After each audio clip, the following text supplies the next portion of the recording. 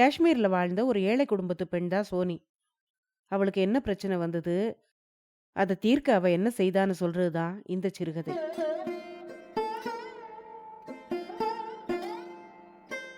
அனைவருக்கும் வணக்கம். நீங்கள் கேட்டுக்கொண்டிருப்பது கதை ரேடியோ தமிழ். மராத்திய எழுத்தாளரான திரு என்.எஸ். பாட்கே அவர்கள் எழுதிய லட்சிய பெண் என்னும் சிறுகதையை தான் இன்னைக்கு நீங்க கேட்க போறீங்க. இந்த சிறுகதை 1962ஆம் ஆண்டு வெளிவந்தது. கதையை ஆரம்பிக்கிறதுக்கு முன்னால சேனலுக்கு வந்திருக்கிற எல்லாருக்கும் என்னுடைய அன்பான வரவேற்புகள். இப்ப வாங்க கதைக்குள்ள போகலாம். மழைக்காலம் நெருங்கிக்கிட்டு இருந்தது. ஜீலம் நதி பார்க்கறதுக்கு ரொம்ப அமைதியா தெரிஞ்சுது. மரத்துல இருந்த இலைகள் காத்துல சலசலத்துக்கிட்டு இருந்தது. வெப்பத்தை தேடி பஞ்சாபுக்கு போற பறவைகள் இன்னும் ஜீலம் நதி பகுதியை விட்டு போகல. மரங்கள்ல இருந்தும் மூங்கில் புதர்கள்ல இருந்தும் பலவிதமான பறவைகளோட சத்தம் கேட்டுக்கிட்டு இருந்தது. குளிர்காலம் வந்துட்டா காஷ்மீரத்தோட மலை சிகரங்கள்லையும் பள்ளத்தாக்குகள்லையும் பனி படிஞ்சு முழுசுமா மூடிரும். கோடை காலத்துல அந்த பகுதியே கோலாகலமா இருக்கும். ஜீலம் நதியில தன்னோட சின்ன படகு செலுத்திக்கிட்டு இருந்த சோனி சுத்திலும் தெரிஞ்ச அழகான காட்சிகளை ரசிச்சதாகவே தெரியல. அவளோட படகு மெதுவா போய்கிட்டு இருந்தது. வீட்டுக்கு போகணுங்கிற ஆர்வம் அவளுடைய மனசுல இல்ல. வீட்டுக்கு போனா போதுமான உணவும் உடையும் இல்லாம வாடுற தன்னுடைய குழந்தைகள் ஓடி வந்து தன்னை கட்டிக்கும். அந்த குழந்தைகளோட ஸ்பரிசமும் பேச்சும் தன்னோட துயரத்தை தான் அதிகரிக்குங்கிறது சோனிக்கு தெரியும். திருமண வாழ்க்கையில சோனி அனுபவிச்ச இன்பம் ரொம்ப குறைவுதான். அவளோட கணவன் ரசூலா 2 மாசங்களுக்கு முன்னால அவளை கைவிட்டுட்டு போனதுல இருந்து சோனி பெருந்துயரத்துல ஆழ்ந்து போயிட்டா. அவன் எங்க போயிருப்பான்னு அவளால யூகிக்க முடியல. அவனை பத்தின எந்த தகவலையும் தெரிஞ்சுக்கவும் முடியல. ரசூலா தன்னையும் குழந்தைகளையும் தவிக்க விட்டுட்டு போயிட்டான் அப்படிங்கிற முடிவுக்கு வந்ததும் இனிமே தானே உழைச்சு குழந்தைகளை காப்பாற்ற வேண்டியதுதான் அப்படிங்கிற தீர்மானத்துக்கு வந்தா சோனி. அதிர்ஷ்டவசமா தன்னோடதுன்னு சொல்லிக்கிற மாதிரி அவளுக்கு கொஞ்சம் நிலம் இருந்தது. அதுல காய்கறிகளை பயிரிட்டா அவ. அந்த நிலத்துல விளையிற காய்கறிகளை படகுல ஏத்திக்கிட்டு காலையிலேயே புறப்பட்டுருவா. ஸ்ரீநகர் சந்தையில அந்த காய்கறிகளை வித்து பணமாக்கிக்கிட்டு சாயங்காலம் திரும்பி வருவா. 2 மாச காலத்துக்கு இந்த வேலை நல்லா தான் நடந்துகிட்டு இருந்தது.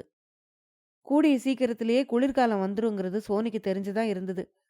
அத்தோட அவளோட இந்த வருமானத்துக்கும் வழி இல்லாம போயிரும். இந்த கவலை அவளுடைய மனசை சூழ்ந்துகிட்டு வருத்தினதால தான் சுத்திலும் தெரிஞ்ச அழகுகளை ரசிக்கக்கூடிய மனநிலையில அவ இல்ல. அந்த பறவைகளை பார்க்கும் போதெல்லாம் அவளுடைய மனவேதனை அதிகரிக்கத்தான் செஞ்சுது. அற்ப உயிர்களான இந்த பறவைகள் கூட தங்களுடைய கூட்டை விட்டு போகாம இருக்கும்போது ரசூலா தன்னை கைவிட்டுட்டு போயிட்டானேங்கிற அவமான உணர்ச்சி அவளுடைய மனசுல சூழ்ந்து நிறைஞ்சுது. இந்த சிந்தனையிலேயே தன்னுடைய நிலையை மறந்து வந்துகிட்டு இருந்த அவ தன்னுடைய கிராமத்தை அடைஞ்சதை கூட கவனிக்கல. மெதுவா அவளுடைய படகு செலுத்திக்கிட்டு இருந்தா அவ. அப்போ சோனி சோனி அப்படின்னு யாரோ கூப்பிடுற குரல் கேட்டுது. சிந்தனையிலிருந்து விடுபட்டு திரும்பி பார்த்தா அவ. அடுத்த வீட்டுக்கார கிழவி ஃபாத்திமா கரையில நின்னுகிட்டே கையாட்டி அவளை கூப்பிட்டா. அப்போதான் சோனி சுயநினைவுக்கு வந்து இடது பக்கம் படகை திருப்பி கரையை நோக்கி செலுத்தினா. சோனி, இன்னைக்கு ஏன் இவ்வளோ நேரம் ஆயிருச்சு? அவன் வந்து உனக்காக காத்துக்கிட்டு இருக்கும்போது இப்படி போயிட்டியே, உனக்கு வெக்கமா இல்ல அப்படின்னு கேட்டா அவ. அவனா? யாரு அப்படின்னு கேட்டா சோனி. வேற யாரு? உன்னோட நாடோடி புருஷன்தான் அப்படின்னு சொன்னா ஃபாத்திமா. அத்தோட அல்லாஹ் இன்னும் ஏன் அவனை விட்டு வச்சிருக்காரோ தெரியல. அந்த போக்கிரி பயல சபிக்கிறத தவிர என்னால வேற எதுவும் செய்ய முடியல. இப்படிப்பட்ட மோசமான ஒருத்தனை நான் பார்த்ததே இல்லை அப்படின்னு சொன்னா அந்த ஃபாத்திமா. இதுக்குள்ள சோனி கரை மேல ஏறி வந்துட்டா. வந்ததும் அந்த கிழவியோட கையை பிடிச்சுக்கிட்டு, எனக்கு முன்னால இப்படியெல்லாம் என் புருஷனை திட்டக்கூடாது. என்னதான் காலித்தனமா தெரிஞ்சாலும் அவன் என் புருஷன் இல்லையா? என்னையும் என் குழந்தைகளையும் நிலைவில வச்சுக்கிட்டு திரும்பி வந்திருக்காரே, இதுவே பெரிய விஷயம் இல்லையா? சும்மா உன் வாயால அவருக்கு ஏதாவது சாபம் கொடுத்துக்கிட்டு இருக்காத. சரி சரி வா அப்படின்னு அவளை கூட்டிக்கிட்டு நடந்தா. இந்த பொண்ணுங்களே இப்படித்தான். என்னதானாலும் புருஷன் நேர்ல வந்துட்டான்னா அவனோட எல்லா தப்பையும் மறந்து மன்னிச்சிருவாங்க அப்படின்னு புலம்புனா ஃபாத்திமா. அந்த கிழவியை பொருட்படுத்தாம சோனி ஓடத் தொடங்குனா. கிழவி திட்டிக்கிட்டே பின்னால தடுமாறிக்கிட்டே வந்துகிட்டு இருந்தா. ரசூலா வந்துட்டாங்கிற நினைப்பு சோனிக்கு மிகுந்த மகிழ்ச்சியை கொடுத்தது. கடந்த 2 மாசங்கள்ல தான் பட்ட கஷ்டம் எல்லாம் அவளுக்கு மறந்தே போச்சு. வீட்டுக்கு போனதும் ரசூலாவை பார்க்கணுங்கிற ஆவல் மேலோங்கி இருந்தது. வெளிக்கதவை தாண்டி உள்ள நுழைஞ்சதும் குழந்தைகள் உள்ள இருந்து மகிழ்ச்சியோட ஓடி வந்தாங்க. அவங்களுடைய வாயிலையும் கையிலையும் தின்பண்டங்கள் இருந்தது. அம்மா, அம்மா, அப்பா என்னென்ன கொண்டு வந்திருக்காரு பாரு அப்படின்னு அந்த குழந்தைகள் உற்சாகமா கத்துச்சு. கணவன் வீட்டுக்கு வந்துட்டாங்கிற நினைப்பே சோனிய களிப்புல ஆழ்த்திருச்சு. கண்ணுக்கு முன்னால குழந்தைகள் குதிச்சு கும்மாளம் போடுறத பார்த்து ஆனந்தம் தாங்காம அவளுக்கு அழுகையே வந்துருச்சு. ரசூலாவை பத்தி தவறா நினைச்சதுக்காக அவ தன்னையே நொந்துக்கிட்டா. இனிமே இப்படியெல்லாம் புருஷனை சந்தேகப்படக்கூடாது அப்படின்னு மனசுக்குள்ள சபதமும் எடுத்துக்கிட்டா. அவளை பார்த்ததும் ரசூலா ஹுக்காவை அப்பால வச்சுட்டு, சோனி, நான் வந்துட்டேன் பாத்தியா அப்படின்னு சொன்னான். நான் வரவே மாட்டேன்னு நீ பயந்துகிட்டு இருந்த போல இருக்கே அப்படின்னு கேட்டான். சோனி அவன் பக்கத்துல போய் உட்கார்ந்தா. நீ திரும்பி வந்தியே, அதுவே போதும், எனக்கு ரொம்ப சந்தோஷம். இவ்வளவுதான் அவளால சொல்ல முடிஞ்சது. அதுக்குள்ள தொண்டையில ஏதோ அடைக்கிற மாதிரி இருக்கவே அவ அப்படியே மௌனம் ஆயிட்டா. அதுக்கு மேல எதுவுமே பேசல. புருஷன் சொல்றத கேட்டுக்கிட்டு அப்படியே திருப்தியோட உட்கார்ந்திருந்தா. ரசூலா நிறைய பணம் சம்பாதிச்சுக்கிட்டு வந்திருப்பான் போல தெரிஞ்சுது. இங்க பாரு, இனிமே நாம பணக்காரங்க அப்படின்னு அவன் திரும்ப திரும்ப சொன்னான். எப்படி தனக்கு அவ்வளவு பணம் கிடைச்சதுன்னு அவன் சொல்லவே இல்லை. சோனியும் அதை தெரிஞ்சுக்க விரும்பல. கொஞ்ச நேரத்துக்கு பிறகு அவன் பக்கத்துல இருந்து எழுந்து அவனுக்கு தேநீர் தயாரிக்க உள்ள போனா சோனி. 2 மாச காலமா வீட்டுல உப்பு இல்லாமலே காலத்தை ஓட்டிட்டோம். உப்பு, கோதுமை இந்த மாதிரியான பல பொருட்கள் இந்த பகுதிக்கு வரவிடாமலே தடுத்து வைக்கப்பட்டிருக்கிறதா சொல்றாங்க. உனக்கு தெரியுமா ரசூலா, இப்பெல்லாம் சமையல் எல்லாம் உப்பு இல்லாம தான் அப்படின்னு சொன்னா சோனி. தெரியும் தெரியும் அப்படின்னு சொன்ன ரசூலா ஒரு பெரிய பொட்டலத்தை எடுத்து அவகிட்ட நீட்டினான். இங்க பாரு, இது என்ன தெரியுமா? உப்பு. இந்த மாதிரி நான் நிறைய பொட்டலங்கள் கொண்டு வந்திருக்கேன். துணி, பட்டு, இன்னும் உனக்கு தேவையானதெல்லாம் கொண்டு வந்திருக்கேன். நாம பணக்காரங்களாக போறோம் அப்படின்னு சிரிச்சுக்கிட்டே சொன்னா ரசூலா. புருஷன் கொடுத்த உப்பு பொட்டலத்தை பார்த்ததும் சோனிக்கு அத்தனை சந்தோஷம். இதுவரைக்கும் உப்பு இல்லாம சாப்பிட்ட கொடுமையை அவன் நினைச்சுக்கிட்டா. ரசூலா, நான் பக்கத்து வீட்டுக்காரங்களுக்கு கொஞ்சம் உப்பு கொடுக்கட்டுமா? உப்பை கண்ணால பார்த்தாலே அவங்க ரொம்ப சந்தோஷப்படுவாங்க அப்படின்னு சொன்னா சோனி. ஓ, தாராளமா கொடு, ஏன் கொடுக்க கூடாது? ஒரு சில உப்பு பொட்டலங்களை கொடுக்கறதால மக்களை மகிழ்ச்சி அடைய வைக்க முடியும்னா தாராளமா கொடுக்கலாம் அப்படின்னு சொன்னான் அவன். புருஷன் கொண்டு வந்திருந்ததுல பாதி உப்பு பொட்டலங்களை எடுத்துக்கிட்டு வெளியே ஓடினா சோனி. பக்கத்து வீட்டு ஃபாத்திமாவையும் மற்ற பெண்களையும் உறக்க கூப்பிட்டுக்கிட்டே தன் கையில் இருந்த உப்பு பொட்டலங்களை தூக்கி காட்டிக்கிட்டே, நான் உங்களுக்கெல்லாம் என்ன கொண்டு வந்திருக்கேன் பாருங்க அப்படின்னு கத்துனான். பக்கத்துல வந்த அந்த பெண்களுக்கு ஏகப்பட்ட ஆச்சரியம். உன் புருஷனுக்கு எங்கிருந்து இவ்வளவு உப்பு கிடைச்சது? பாகிஸ்தானுக்கு போயிட்டு வந்தானா அப்படின்னு அடுக்கடுக்கா கேள்வி கேட்டாங்க. சோனியால அவங்களுக்கு பதில் சொல்ல முடியல. ஏன்னா அவன் எங்கிருந்து உப்பு கொண்டு வந்தான்னு அவளுக்கே தெரியாது. அப்போதைக்கு அவ சந்தோஷமா இருந்தா. அதுவே அவளுக்கு போதுமானதா இருந்தது. ரொம்ப நாளுக்கு அப்புறம் அன்னைக்கு ராத்திரி அவ புருஷன் வீட்டுல இருந்ததால அவ அன்னைக்கு சந்தோஷமா இருந்தா. சோனி, நான் இங்க இன்னும் 2 நாட்கள் தான் இருப்பேன். திங்கக்கிழமை காலையில மறுபடியும் போயிருவேன் அப்படின்னு ரசூலா சொன்னப்போ அது அவளுக்கு அவ்வளோ வேதனையா தெரியல. இப்போதைக்கு அவன் கூட இருக்கோமே அப்படிங்கிற சந்தோஷமே நிறைவா இருந்தது. நீ எங்க போற அப்படின்னு அவன்கிட்ட சோனி கேட்க ஆசைப்பட்டா. ஆனா கேட்கல. ரசூலா தானா சொல்லுவான் அப்படின்னு நினைச்சா அவ. அப்படியே சொல்லாட்டாலும் என்ன, குடிமுழுகியா போக போகுது அப்படிங்கிற எண்ணம் அவன் மனசுல எழுந்தது. சோனி, எனக்கு முக்கியமான வேலை இருக்கு, நாள் முழுசும் வரமாட்டேன், அதுக்காக நீ கவலைப்பட மாட்டியே அப்படின்னு கேட்டான் அவன். மாட்டவே மாட்டேன், ஆனா ராத்திரி திரும்பி வந்துடணும், சரியா அப்படின்னு கேட்டா சோனி. கட்டாயம் வர்றேன் அப்படின்னு சிரிச்சுக்கிட்டே சொல்லிட்டு ரசூலா திங்கக்கிழமை காலையிலேயே கிளம்பி போயிட்டான். ரசூலா இல்லாம பொழுத போக்குறது சோனிக்கு கஷ்டமா தான் இருந்தது. பொழுது ரொம்ப மெதுவா போய்கிட்டு இருந்தது.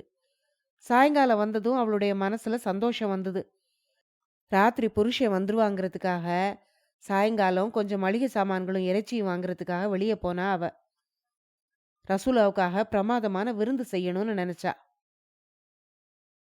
இறைச்சி கடைக்கு போய் நல்ல தரமான இறைச்சியா வாங்கிட்டு வந்தா.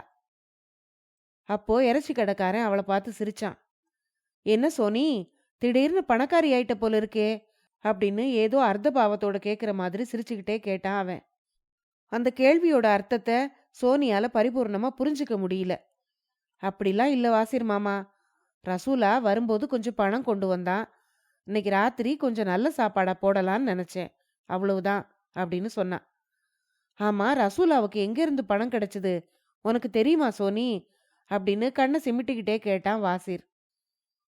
கணவனுக்கு எங்க இருந்து பணம் வருதுன்னு ஒரு நல்ல மனைவி ஏன் கவலைப்படணும் அப்படின்னு கேட்டா சோனி. தன்னோட கேள்விக்கு அவனால பதில் சொல்ல முடியாதுங்கிறது அவளோட நம்பிக்கை. ஆனா வாசிர் என்ன சொன்னான் தெரியுமா? சோனி, புருஷன் எங்க இருந்து பணம் கொண்டு வரான்னு நினைச்சு நீ கவலைப்படத்தான் வேணும். ஏன்னா நல்ல வழியில சம்பாதிக்கிற பணம் வேற, தவறான வழியில சம்பாதிக்கிற பணம் வேற அப்படின்னு சொன்னான். தவறான வழியா? என்ன சொல்றீங்க அப்படின்னு திகைச்சு திணறி போய் கேட்டா சோனி. ஆமா சோனி, ரொம்ப ரொம்ப தவறான வழி. மத்தியானம் ரசூலா இங்க வந்தான். என்னோட பிள்ளைகளை அவன் கூட அனுப்பி வச்சா நிறைய பணம் தர்றதா சொன்னான். உன் புருஷன் ஒன்னும் சும்மா வரல, அவன் ஆள் சேர்க்கறதுக்காகத்தான் வந்திருக்கான். வாசிர் இப்படி சொன்னதும், ஆள் சேர்க்கவா? எதுக்காக? யாருக்கு அப்படின்னு படபடப்போட கேட்டா சோனி. சோனி, நீ கொஞ்சம் உள்ள வா, எனக்கு தெரிஞ்சதையெல்லாம் உன்கிட்ட நான் சொல்லணும் அப்படின்னு வாசிர் அவளை கூட்டிக்கிட்டு உள்ள போனாரு. என்ன தெரிஞ்சுக்க போறோம் அப்படின்னு நினைச்சுக்கிட்டே அந்த பேத பெண் சோனி உள்ள போனா. வாசிரோட இறைச்சி கடையை விட்டு போகும்போது சோனி படு மோசமான மனநிலையில இருந்தா. வாசிர் சொன்னதை நம்ப கூடாதுன்னு தான் அவன் நினைச்சா. ஆனாலும் அது உண்மையாத்தான் இருக்குங்கிறதும் அவளுக்கு தெரியும். ரசூலா திரும்பி வந்ததால அவ அடைஞ்ச சந்தோஷம் எல்லாம் மண்ணோடு மண்ணா போயிட்ட மாதிரி இருந்தது அவளுக்கு. பணத்துக்காக படுமோசமான காரியத்தை அவன் செய்ய போறானா அப்படின்னு திரும்ப திரும்ப கேட்டுக்கிட்டா சோனி. அப்படி அவன் செய்ய போற படுபாதக செயலை அவ கையாலாகாதவளை போல பார்த்துக்கிட்டு இருக்க போறாளா? அல்லது அது நடக்க விடாம தடுக்கிறதுக்கு ஏதாவது செய்ய போறாளா? சோனிக்குள்ள நினைவுகள் பரபரப்பா ஓடிக்கிட்டு இருந்தது. ஹர்ஜத்பால் கிராமத்துல உள்ள மசூதியில நடந்த பிரார்த்தனை கூட்டத்தை அவ ஞாபகப்படுத்திக்கிட்டா. ஒரு வெள்ளிக்கிழமை சில பெண்களோட சேர்ந்து அவ அங்க போயிருந்தா. அந்த கூட்டத்துல மக்கள் காஷ்மீருக்கு விசுவாசமா நடந்துக்கணும்னு, போரிட தயாரா இருக்கணும்னு அவங்களோட தலைவர் ஷேக் அப்துல்லா கேட்டுக்கிட்டாரு. ரசூலா தாய்நாட்டுக்கு துரோகம் பண்ண துணிஞ்சா அதை தடுக்க தான் ஏதாவது செய்துதான் ஆகணும்னு சோனி நினைச்சுக்கிட்டா. தன்னுடைய சாமர்த்தியத்தை எல்லாம் உபயோகிச்சு இந்த விஷயத்துல எப்படியாவது ஜெயிக்கணும் அப்படின்னு நினைச்சுக்கிட்டா. அன்னைக்கு ராத்திரி ரசூலா திரும்பி வந்தப்போ நல்லா குடிச்சிருந்தான். சோனி வந்தவனை வரவேற்று அவன்கிட்ட கோபப்படாம அன்பா பேசி அவனுக்கு தான் சமைச்சு வச்சிருந்த அருமையான உணவை படைச்சா. ரசூலா குடிவெறியில அவகிட்ட என்னென்னவோ பேசிக்கிட்டு இருந்தான். நாம இந்த ஊர்லயே பெரிய பணக்காரராக போறோம். எல்லாரும் ஆச்சரியப்படுற மாதிரி பெரிய வீடு கட்ட போறோம். நம்ம குழந்தைங்கள்லாம் பட்டும் பவுசுமா மின்ன போறாங்க அப்படின்னு எல்லாம் சொல்லிக்கிட்டு இருந்தான். சோனியும் சிரிச்சுக்கிட்டே அவன் சொன்னதையெல்லாம் பொறுமையோட கேட்டுக்கிட்டு இருந்தா. அன்னைக்கு ராத்திரி கழிஞ்சுது. அடுத்த நாள் காலையில அந்த கிராமத்துல எல்லாரும் கூடி கூடி பேசிக்கிட்டு இருந்தாங்க. அவங்க எல்லாருடைய முகத்திலையும் பீதி தெரிஞ்சுது. கூலி பட்டாளத்துக்கு ஆள் சேர்க்கத்தான் ரசூலா வந்திருக்காங்கிறது தெரியுமா அப்படின்னு தான் அவங்க பேசிக்கிட்டு இருந்தாங்க. அத்தோட எதிரி கூட்டம் வந்தா இந்த கிராமமும் இங்க இருக்கிற மக்களும் தாக்கப்படுவாங்க. ஊர் முழுக்க தீ வச்சு கொளுத்தப்படும். மக்களோட உடைமைகள் எல்லாம் சூறையாடப்படும். பெண்கள் மானபங்கப்படுத்தப்படுவாங்க. இதையெல்லாம் நினைச்சு மக்களை பீதி கவ்விச்சு. அங்கிருந்து எப்படியாவது ஓடி போயிடணுங்கிறத பத்தியே அவங்கெல்லாம் பேசிக்கிட்டு இருந்தாங்க. ஒவ்வொருத்தருடைய முகத்திலையும் கவலையும் பீதியும் நிறைஞ்சிருந்தது.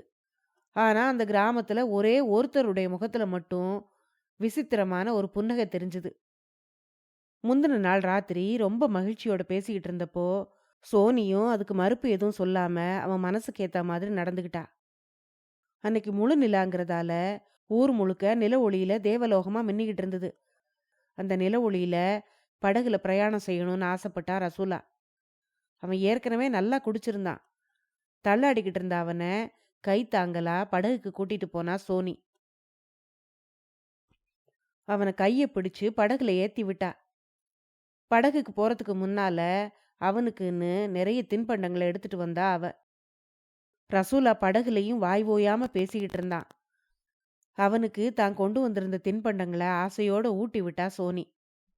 அந்த தின்பண்டங்கள்ல அவ விஷம் கலந்திருந்தாங்கிறது ரசூலாவுக்கு தெரியாது.